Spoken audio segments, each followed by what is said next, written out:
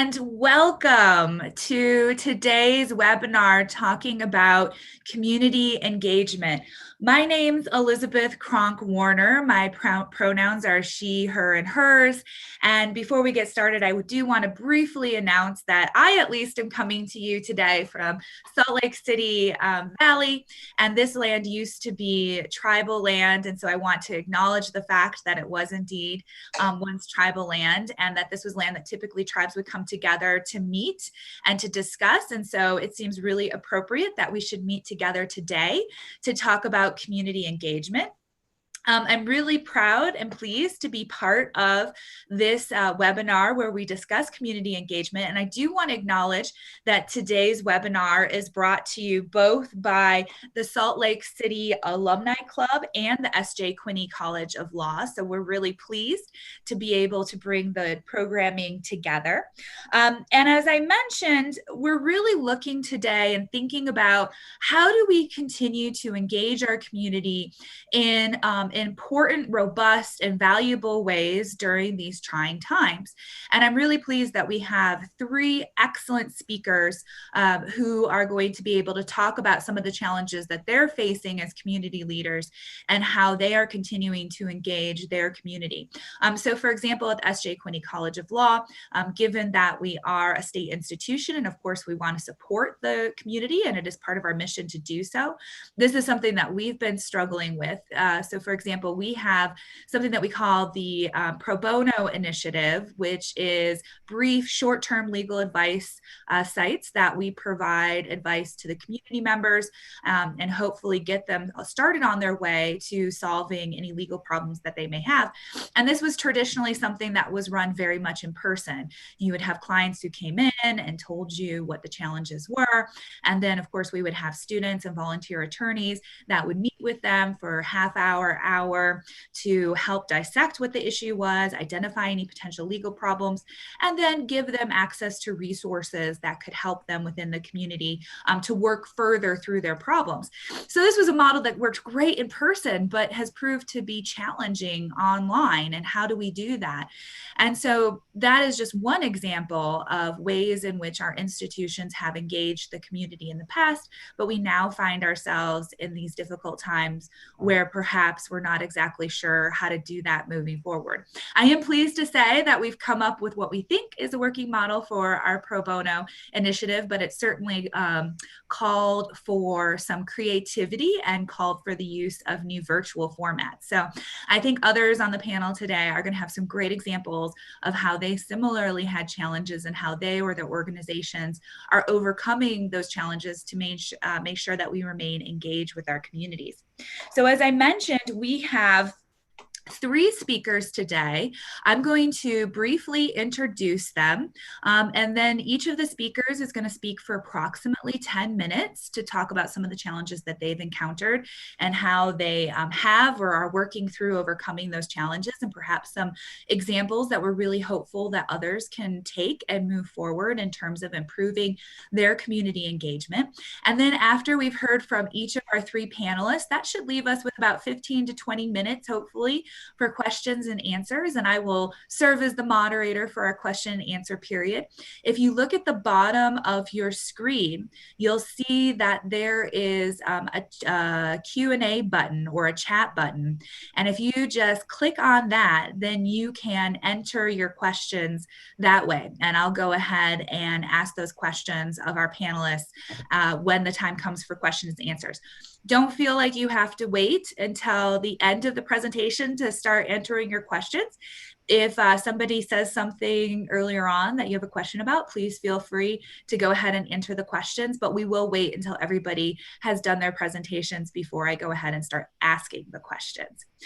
So with that, I want to briefly introduce our panelists. So our first speaker, who is really kind of the woman behind this panel in that she was the one who said that we really needed to come together and think about how to better engage our community, is Abby DiesonMon. She is an attorney with Burbidge Mitchell, where she specializes in various areas of the law, and she's also a very active community leader. So we're excited to have her, and she's going to to start us off. And then she's going to be followed by our very own Jenny Mayer-Glenn, who is the director of the University of Utah's University Neighborhood Partners. And she was telling us ahead of time some of the unique things and really creative things that they're doing to remain engaged with their communities. So I'm confident we're going to learn a lot from her. And last but certainly not least is the esteemed Richard Burbidge, who is the managing partner at Burbidge Mitchell. He is an esteemed trial attorney with over 40 years of experience and numerous clients. And so I think he's going to speak a lot from the perspective of how do we remain engaged and valuable to our clients. So each one of the speakers is going to speak for about 10 minutes. Again, we're going to start with Abby. And then after Abby's done speaking, she's going to turn it to Jenny. And then after Jenny's done speaking, Jenny's going to turn it over to Richard. So with that, I give the time over to Abby DiesonMon. Thank you, Dean, for that kind introduction. As the Dean mentioned, my name is Abby DiesonMon, and I will be providing some suggestions to you today about how to remain engaged and involved with the legal community, and how to move forward with social and equity movements in the time of COVID. Now, if you'll just give me a moment, let me share my screen with you.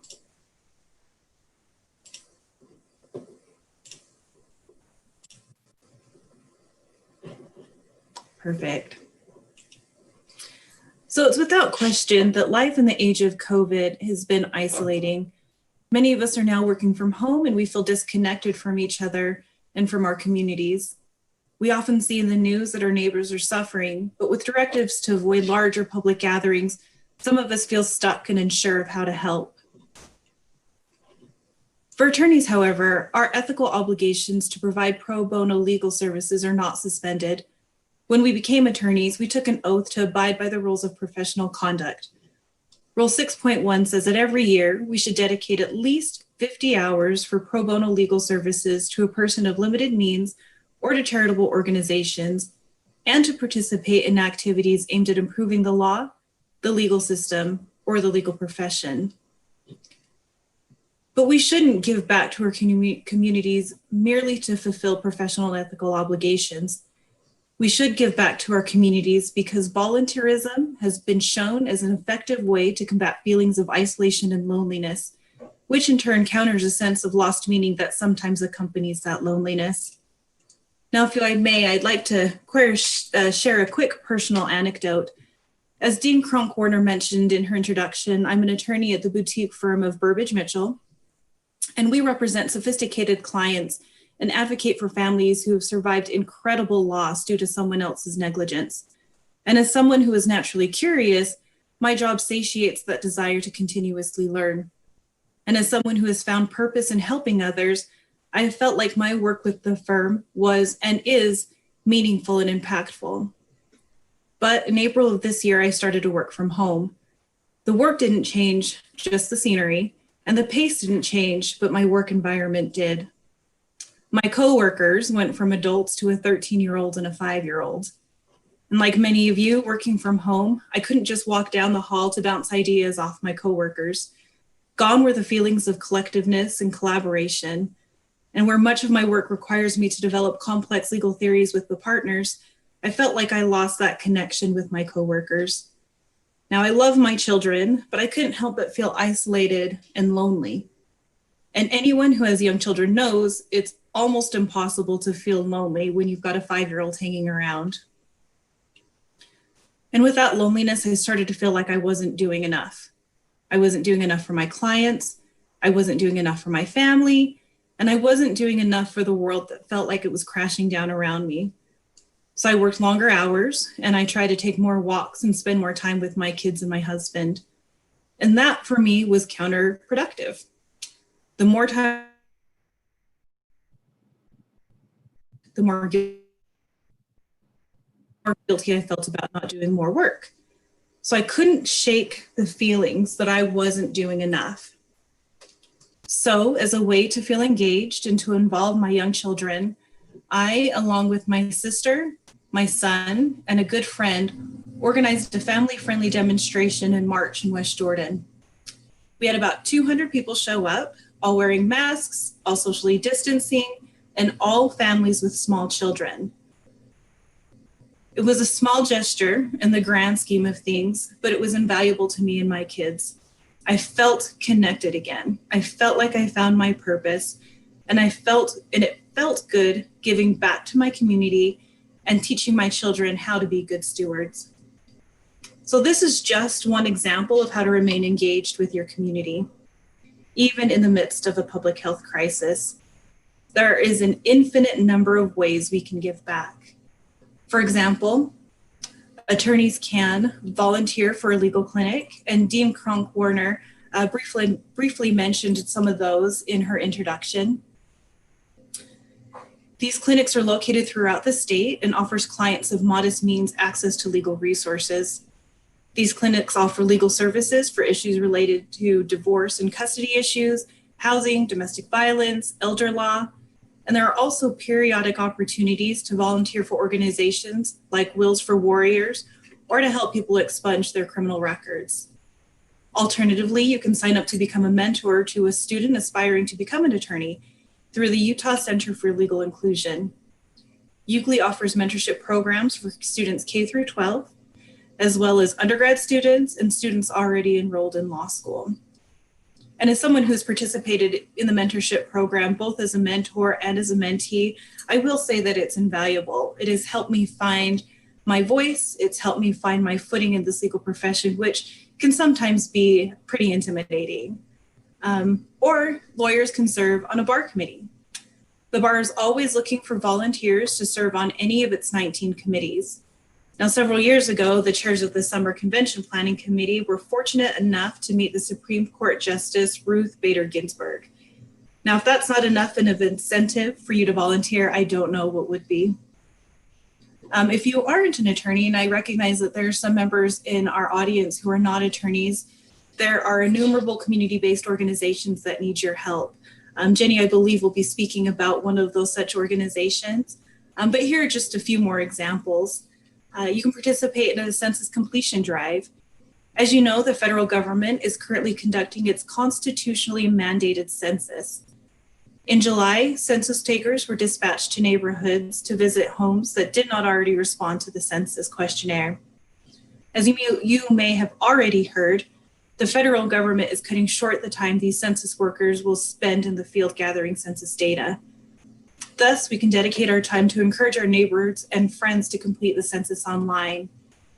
It's incredibly important that every single member of our community is counted and that we don't leave any of the marginalized members out in the cold and uncounted. You can also participate in voter registration drives. There's uncertainty about the way our next election is going to look and how it's going to be conducted. We've already seen that there have been steps taken by our federal government to discredit and to make our postal service more inefficient. As a result, there are many members of our community who are unsure about their participation and whether their participation will be counted.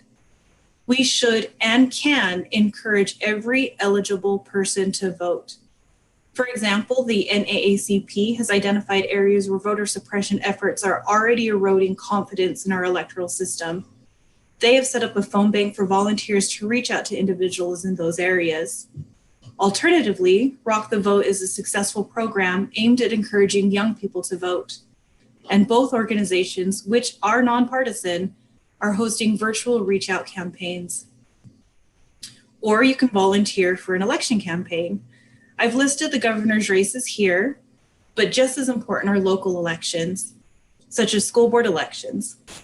As you have undoubtedly heard, our schools are preparing to reopen, some as early as next week. We are now witnessing firsthand what impact local elections can have on the health and well-being of our students and their families. I don't want to take up too much time, so I'd like to borrow from Dr. Martin Luther King Jr. in summary. Life's most persistent and urgent question is, what are you doing for others? And in doing for others, you can and will combat the feelings of isolation and loneliness that plague so many of us today. Now at this time, I'd like to turn my time over to Jenny. Thank you. Thank you so much, Abby. I have to say, both of my brothers are attorneys, and I didn't realize that they need to be doing 50 pro bono hours. So I'm going to be having conversation with them. So thanks for that info. So I want to give a little background about University Neighborhood Partners before I kind of talk about what we had to do to pivot in March. So nearly 20 years ago, due to the advocacy of communities of color and responsiveness and wisdom of President Machen, Irene Fisher was asked to engage the west side of Salt Lake City and find out how community members wanted the university to engage with them. So she spent about a year interviewing community leaders, community members. She got lots of feedback, lots of information. Some of the important points that she heard were that the community was tired of being researched, and that they were really interested in having a reciprocal relationship with faculty and staff at the university, and also to be able to teach and learn from university faculty. And also all of the other kinds of resources that the university had available. So UMP became at that point, and over the last 18 years, UMP has worked to convene and support partnerships, some that have grown into their own 501c3 and others that are just little tiny seedlings that we find that we are working to support. So our partnerships are made up of 3 stakeholder groups. Our major stakeholder groups are faculty and staff at the U, community organizations and institutions, and then most importantly, community members. And these partnerships are driven by community members. So we're really working to break down educational barriers and other barriers that the community has to be able to engage in higher education and really to be able to live in a more equitable community. So working toward removing barriers for their own success in a kind of a more general sense. So UMP has deep-rooted relationships in the West Side community, and typically we meet in person in these partnerships. So we have lots of meetings. That's how we spend most of our time, is meeting in small groups, meeting in large groups. And so in March we had to pivot. And it was really tricky to figure out, how do you continue to engage on that level when suddenly all of our tools are sort of, ripped out from underneath us, so to speak. And so one of the first things that we really felt like we needed to do was to just reach out to our partners, to community members, and ask them, how are you? And so we started making phone calls. That's literally what we did, was we started calling people and asking them, how are they doing? And we found out that they were not well and that they were not okay. And so that gave us some insight and kind of a beginning to really basic needs. So what we were hearing from people is they were worried about being able to pay rent. They had lost jobs. They didn't have good information.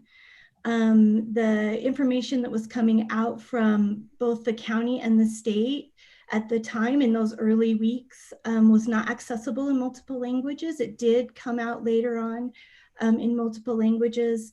And so we felt like we needed to quickly try to mobilize to be able to get information to people. And so again, we pulled together resources that were already out there onto our website, not really thinking that our community members were going to go to our website, but it was a place for us to be able to have good, solid information that we could share when we were talking to people on the phone or otherwise. And then the next thing that we did was we typically have an event called Partners in the Park, where we actually go to 5 different parks throughout the West Side, bring Our partnerships come and everybody's there in sort of a celebratory aspect, but then also to share resources. And we were not able to do that. So we reached out to our community and said, what should we do? And we literally had a Zoom call, a bilingual Zoom call with about 70 people on it to say, what is it that we can do? So if we can go ahead and go to the next slide. So we pivoted from partners in the park to partners in the parking lot is what we've called it this year. And so you can see here that one of the first things that we did is on 3 Mondays throughout the summer, we have had a parade, a car parade / cruise through the community. We partnered with a lowrider classic car club. And then a lot of our other partners, you can see the Natural History Museum is on here. And then other folks just putting decorations and information on their car, telling the community that we miss them. And we, last night actually was our last parade / cruise through the Rose Park area. And I just cannot tell you how joyful we went last week and put lawn signs along the parade route to let people know that we were going to be in their neighborhood.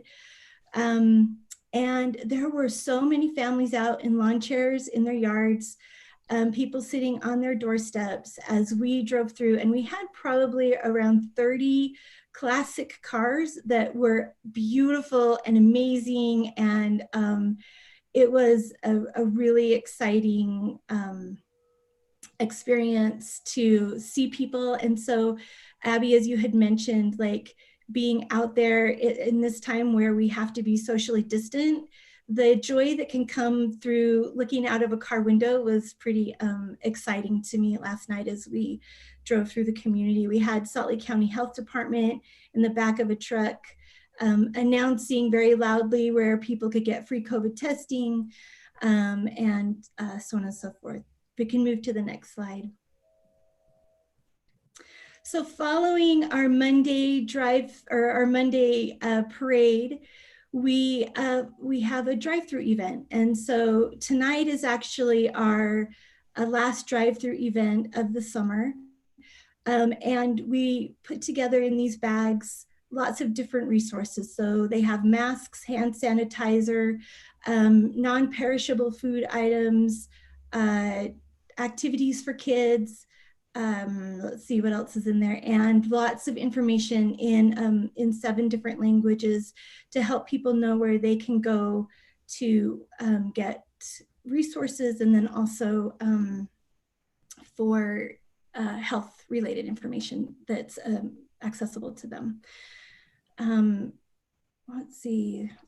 We have distributed through this process about 10,000 masks into the west side of Salt Lake. And I think that getting feedback from the community, this is one of the few ways that they have really felt connected to the larger community in terms of helping them and supporting them in this time. Let's go ahead and go to the next slide. Another thing that we did was we teamed up with Farmers Feeding Utah and Utah State University. This was an amazing partnership that happened a couple of weeks ago, where I think a lot of you have heard about the difficulty in getting some food into, because of the processing plants and so on and so forth. There's been some struggle for farmers to get their food to processed and out to stores and so on and so forth, and especially with restaurants closing down. That was one of the things that we heard. So restaurants aren't getting as much food. And so this is something that happened because of COVID, that they've kind of jumped past some of those processes, and literally farmers brought their food in semi trucks. And we were able to, UMP and other community organizations were able to fill up our cars with pounds and pounds of food. You can see in this one picture, this gentleman is putting a 50-pound bag of potatoes into that car. So my dad came with his truck, and I think he had 15 50-pound bags of potatoes. My car was full of corn, and then our cars were also full of goat and lamb, fresh goat and lamb, and there were mushrooms and carrots and all kinds of things that we were then able to distribute to the community as well.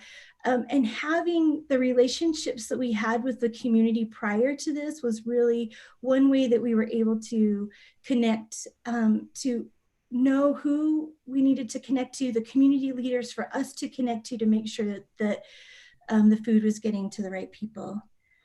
And then last slide.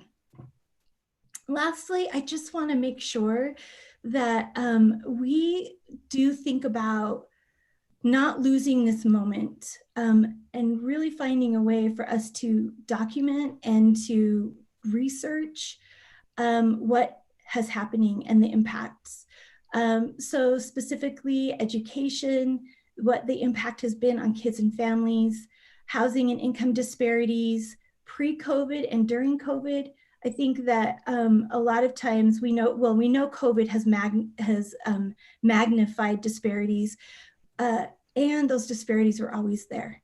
And so it would be really interesting to kind of see what that impact has been pre-COVID and during COVID. The digital divide is something that we need to learn more about and to fix. And then health and mental health access pre-COVID and during COVID. So we are doing some work with the College of Social Work and some other departments to make sure that we are documenting all of this that has been happening. And so I just want to lastly say that through our partnerships, we've been able to bring together university and West Side people and resources in reciprocal learning, action, and benefit, a community coming together. And so I'd like to turn the time over to Richard Burbidge. Well, thank you very much. I've been asked to address perhaps the more prosaic side of the practice of law. I'm stealing a line from my favorite poet, Pablo Neruda. So I'll address law in the time of COVID. The economy has shut down, that's no news. The courts have slowed and stalled, and most firms are working remotely. Business relationships have been disrupted, and the businesses that businesses rely on have been shuttered, and the businesses that businesses rely on are uncertain. And so the question really arises, are there best practices that we can engage in to address this disruption and this uncertainty? And the answer is yes. And one of the central elements of those strategies is communication. Communication is the central footing of the practice of law, so it comes as no surprise that that has an enormous part to play as we address the kind of disruption that our communities and our practices and our businesses and our clients are suffering. The first topic I'd like to take on is the internal organization of the firm. Most practitioners, not all, but most enjoy collaboration. They have partners, associates, and/or paralegal staff, secretarial staff, all of whom provide enormously valuable input and energy in the representation of clients in the practice of law. And all of their lives have suffered, as Abby underscored, a substantial amount of dislocation. And to that need comes the importance of communication.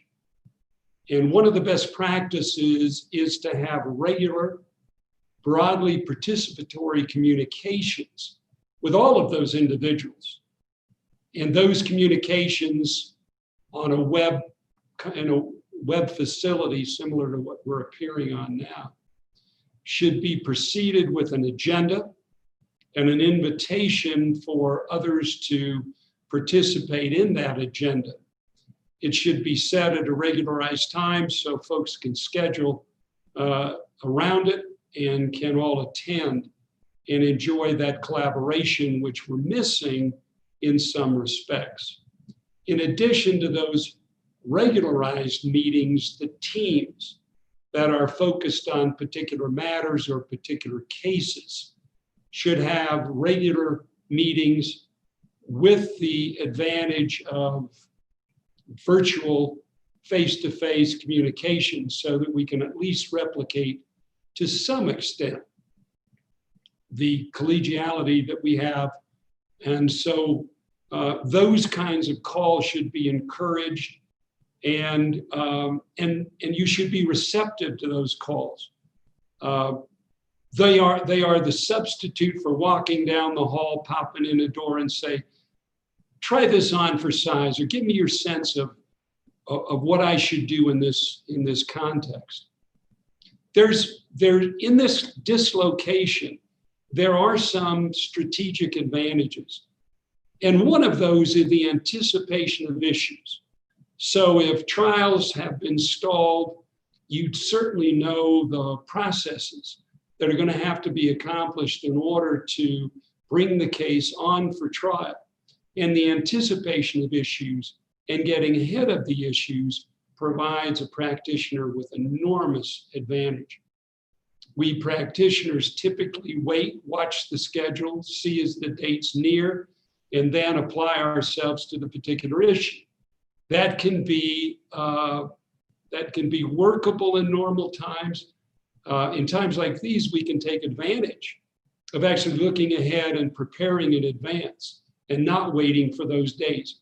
We all know time works in only one direction. Those dates will be upon us before we would like them to be. Getting ahead of them and planning provides an enormous advantage. Trials will resume. They're not going to resume as quick as we hope or as remotely as we fear. And when those slots start to open up, you will have an advantage if the trial, if your case is ready for trial and the trial preparation has been accomplished.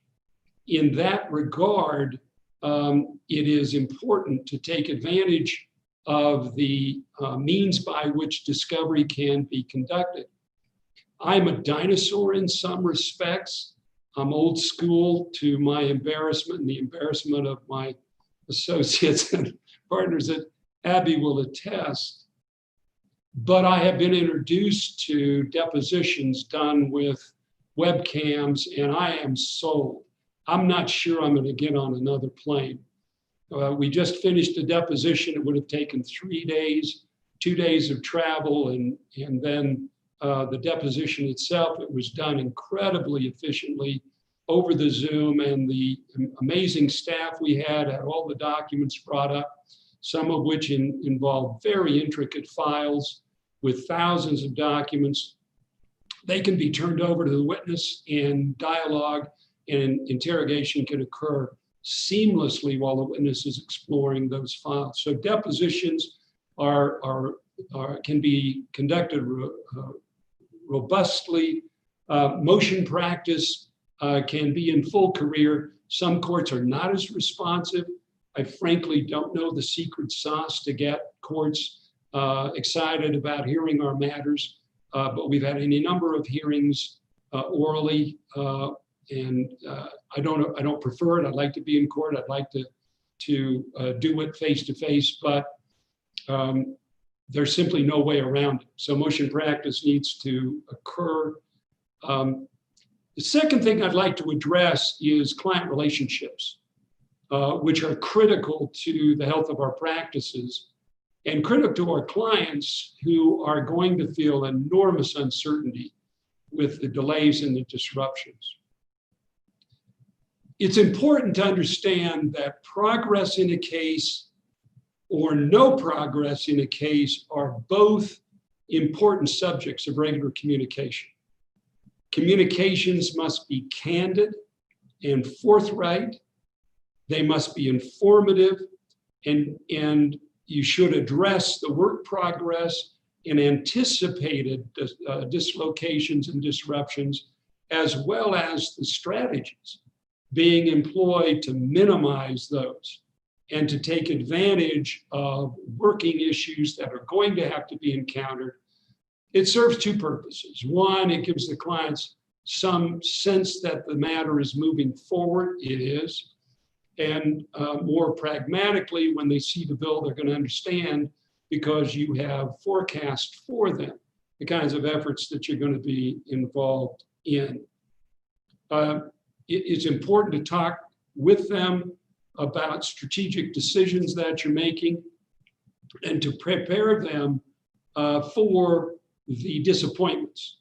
One of the keys in client relationships is managing expectations.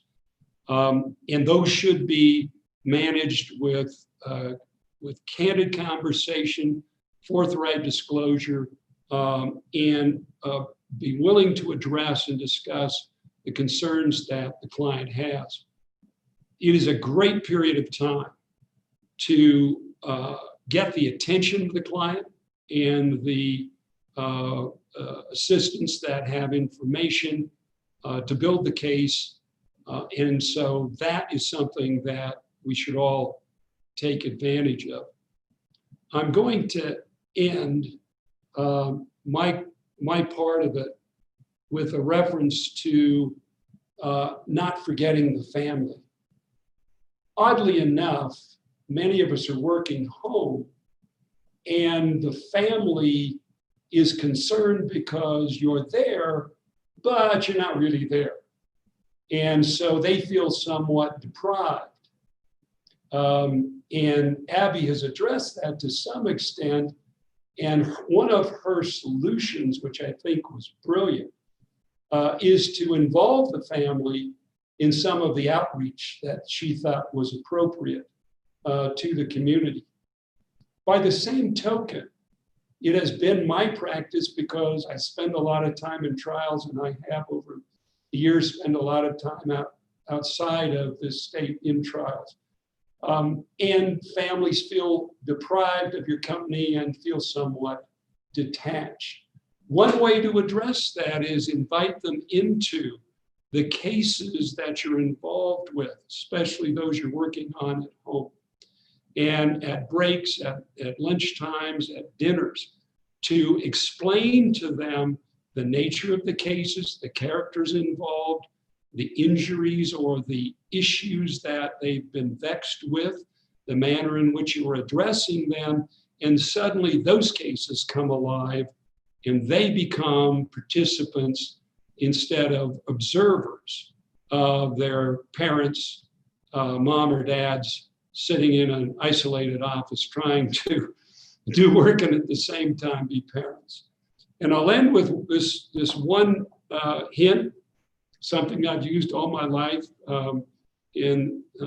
Ours is mostly a trial practice, so I've tried more cases than I care to count. But I use my family as my mock jurors.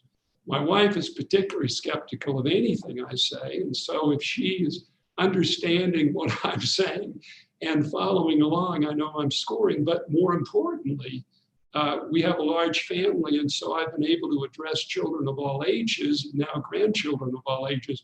And if you can make a sixth grader or a fourth grader or a third grader follow what you're talking about, even in the most complex case, if they understand where you're going, they're going to have a real good time with the jurors who, like it or not, will participate in all those grade levels. Anyway, I will turn my time back to Dean. Thank you for the opportunity of addressing the folks at this webinar. That was excellent advice. I think in general, if you can explain anything to a third and fourth grader, you're ahead of the curve. So that's great advice. Thank you so much. That was phenomenal. Great thank you to our speakers. I have to say, we've been doing several of these webinars now as our way of engaging with the community in the COVID-19 world. And this is the first time that our panelists have stuck to their time. So thank you. You all did great, which means that we have time for questions, which is is fantastic. And I think the first question goes to Abby and Richard, which is what types of services or help are available through pro bono services in our community? Abby, go ahead, take the first shot. So as I mentioned, and I could provide the link, the bar has several legal clinics, and this is what I will do. Dean, let me send this to you. I don't know if I can send it to everybody, but there's the link to the legal clinics that is available through the Utah State Bar. Like I said, they're all over the state. They cover a wide range of topics. Divorce law, family law, elder law. There are landlord-tenant clinics that are available, wills for warriors. And I think one of the most popular programs that has been around lately is the expungement program.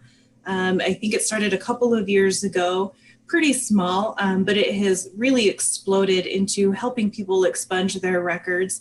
Now, obviously not every crime is expungible, but it's a really good way to give back, especially in a time where people feel like they're stuck and they feel like their criminal history is a mark against them. It's a really nice way to be able to address the issues and concerns that members of our community have, while also simultaneously using the legal skills that we have learned. I'll just address it briefly. And much of the pro bono services that we've provided in our firm have come from the close community around us. And I have been always interested in understanding legal issues that friends and family, those that provide services to our household in all kinds of means and manners. And by simply listening and understanding, and most of I get from my wife because it says somebody has a problem or someone's trying to close off a driveway. And rather than shuffle those off, I try to take advantage of those because unfortunately, there is a big bracket of our community that are middle class, lower middle class, and the last thing they can afford living paycheck to paycheck is any kind of a legal issue. And so we find ourselves addressing those for family, friends, and friends of family. And it is incredibly rewarding. And so Abby's provided those outlets that are publicly available. Keep an ear to the ground with the folks around you, and what you'll learn is that many of them are vexed with problems that can be, in most cases, easily addressed for you to avail yourself of that need.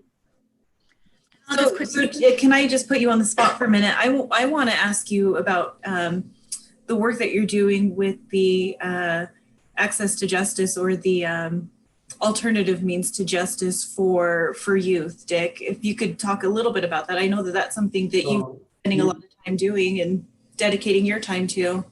You may regret this because I literally could go for the rest of the day. In a brief, with the International Academy of Trial Lawyers, we are launching a restorative justice program. And the thesis is keep kids out of court. They have no business there. It is not designed for them. They cannot be enriched. They cannot be reformed. They cannot be redirected in that context. And while that's an important backstop, there must be a process in every community, every village, town, city, county, where the issues of youth interdicting the law are addressed by the community, and that the community support is provided, guidance is applied, and with the court as a backstop, those kids are given second, third, fourth chances to embrace the community and see their place in it. There's a reason that car companies don't rent to anyone under 25. They haven't done that since the 50s. What did they understand that we didn't get? The brain doesn't grow until you're about 25, and especially in males, and the community needs to get involved and redirect and avoid the school to prison pipelines, and we are directing enormous effort. We will have, hopefully for Sundance, a film on restorative justice that we hope will get nationwide distribution, and we have a pilot program which we're refining and which we will bring to communities around the country to augment the efforts that others are already undertaking, because restorative justice, as I have very crudely described it, is a movement that's taking hold. Thank you for that opportunity. I definitely agree with the importance of that work. And I just want to briefly add in, I mentioned at the beginning that the College of Law has the Pro Bono Initiative. We have gotten that back off the ground. It's running again virtually. But unlike what we had in the past where people could kind of just walk in at their convenience during a set number of hours, now we have to have a set time to meet with clients. So I'll put my email address into the chat. And if anybody has interest in connecting with the Pro Bono Institute, please feel free to reach out to me, and we can find a time for anybody who wants to chat with attorneys working through the Pro Bono Initiative. Or if you think you have potential clients that you want us to connect with, we would be happy to do that. So I'll go ahead and put my email into the chat. So the next question goes to Jenny. So Jenny, going forward, what additional needs do your partners have? How can the U alumni in Salt Lake City support the great work of the University Neighbor Partnerships? Well, we so happen to have a U Starter campaign right now. We actually are working to build an outdoor classroom at our UMP Heartland Partnership Center. We typically provide dinner through the food bank to some of the youth that live in the Glendale area. And so it's been tricky because we're providing lunch for them right now, and we're doing it in a parking lot. We already had a project that was with Design Build Salt Lake with the College of Architecture and Planning. And so we're working to raise funds to be able to build that classroom, a little amphitheater outside, and some tables where kids can eat and where they can be outside to learn. That's something that has been really, that while it was already in the works, the need for those kinds of outdoor spaces are really important right now. And so that's one thing I would think so of course we know volunteer, we know donating funds to people, but there's an opportunity right now for us to be advocates in spaces to make some real long-term change. And Abby had talked earlier about voting and supporting campaigns and so on and so forth. I really think this is an opportunity for us as a society to try to change the disparities as they exist currently. The housing, I know, when we look at the COVID infection rates across the county, Glendale is one of the hot spots. And some of the reasons for that is because a lot of folks who live in Glendale have been essential workers and haven't had the choice to work at home like we get to. And in addition to that, the other big issue I think is housing disparities. People would really like to have their own place to live where they can be with their family and be able to isolate if they need to. And that is just not what it's like in Salt Lake right now. If you make minimum wage, if you make $15 an hour, you can barely be able to pay rent in Salt Lake. And so this is a time for us to really be thoughtful as a society about how we are going to make those changes so that we don't walk away from this time period without trying to make things right. Excellent point. So this next question goes to all of our panelists. So one of our alums, Franco Gamero, has shared about the need for interpreters and translators beyond the ones that are certified, but capable and skillful. Can the panelists speak to the language needs of the community and what law firms and community partners can do to address the problem? I'm happy to jump into this. This is one that we've talked a lot about recently. And I think it goes beyond just language interpretation. It also includes case management. It includes people who are able to reach out to the community, who are culturally responsive to the community, and those are community members themselves. And so and we've actually seen with some of the CARES Act funds that we have been able to access some of those, and other community organizations have been able to access some of those.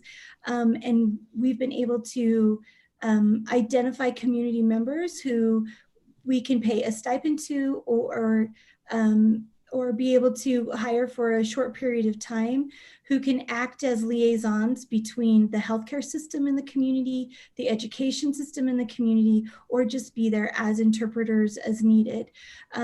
So I think that while there is a need for highly skilled, trained interpreters in lots of different areas, there is also a need for trusting community members to help bridge between government institutions and other institutions that are not trusted by the community. So let's start with CARES Act funds. Let's use them that way. They're out there. And then in the long run, we really need to lean into our community members as experts on what the community needs. One of the underused resources in our state comes from the fact that the LDS Church sends out missionaries to every corner need and desire. You literally just need to ask folks around you or people you already know, and you'll quickly find somebody who can speak fluently that language. And by the way, there's an amazing, this is probably off topic, Dean, and I apologize, but there is an amazing empathetic connection between someone of your race who is speaking to you in another language with someone of another race that you're trying to communicate with. And that bond and that bridge is really stunning. And we should use it more and more. It's out there, it's readily available. And these folks have returned from an eleemosynary time project devotion, and they're ready, willing, and able to help in any of your causes, especially community causes, to provide that bridge. And it's incredibly effective. I've seen it in a courtroom with a jury when I'm representing foreign, non-English speaking folks. And we use it as a practical matter, preparing cases. And that's just an observation I've made of that empathetic bridge that occurs. Yeah, absolutely. It's something I like to brag on our students about. I like to say that we have the greatest population of bilingual and trilingual students in the country. So you're absolutely right. No question. This next question goes to Jenny. So if a person has a donation, who should they contact? Where should they go to drop it off? And what is the most need? Are there any restrictions on what a person can donate because of the new COVID restrictions on items? Oh, thank you, and thank you for that question. Please go to partners.utah.edu, and we have a donate button on our webpage. There is an opportunity for you to say what you would like the funds to be used for, if there's anything specifically. But I also just want to put a plug in for the UMP staff, amazing human beings doing amazing work all the time. And I would trust them with my grandbabies to make sure that I guess what I'm saying is that you can trust that whatever your gift or donation is, that it will be utilized in the best possible way and for the best possible reason. We really, really work to center community. And so it's community that is guiding us to provide the partnerships and the work that we're doing. So thank you for that question. That's great. Okay, I see that it is 12:56, so this is going to be our last question, which is, are there any formal or semi-formal relationships between the UNP, PBI, Utah Bar, Utah Nonprofits Association to link our community nonprofit leaders with lawyers providing skills-based volunteerism?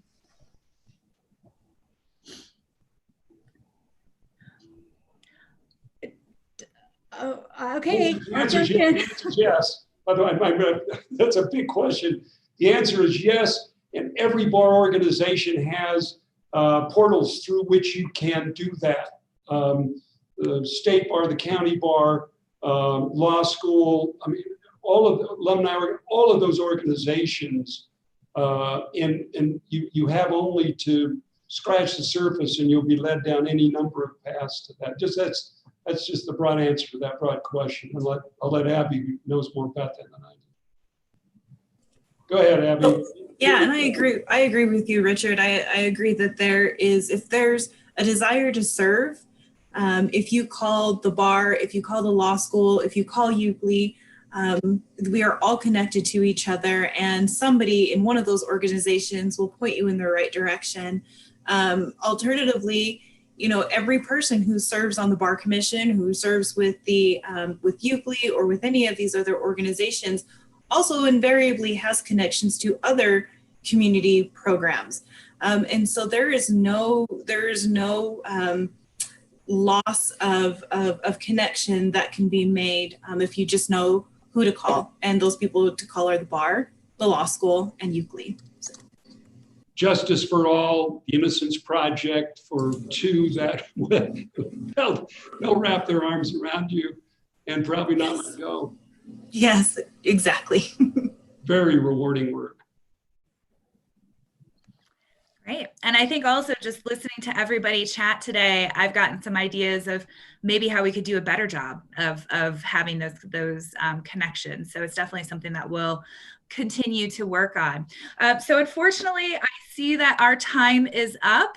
I want to thank again our wonderful panelists. I think they gave just fantastic presentations. I learned a lot, and I'm really excited about all the great work that they're doing and the suggestions that they had of how we can come together better to support our community. I also want to thank our Salt Lake City Alumni Club for co-sponsoring this event with us.